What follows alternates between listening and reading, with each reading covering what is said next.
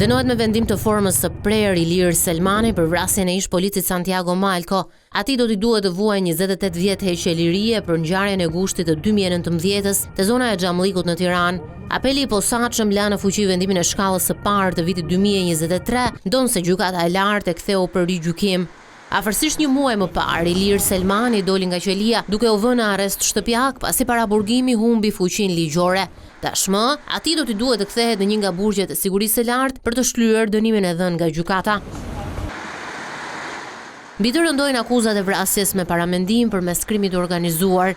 Për të njëjtën vepër penale është dënuar Leonard Duka me 30 vjet burg. Ilir Selmani ishte pjesë e grupit kriminal sipas SPAK, ndërsa nga zbardhja e krimit të rënd rezulton se porositës dhe organizator ka qenë pikërisht Leonard Duka.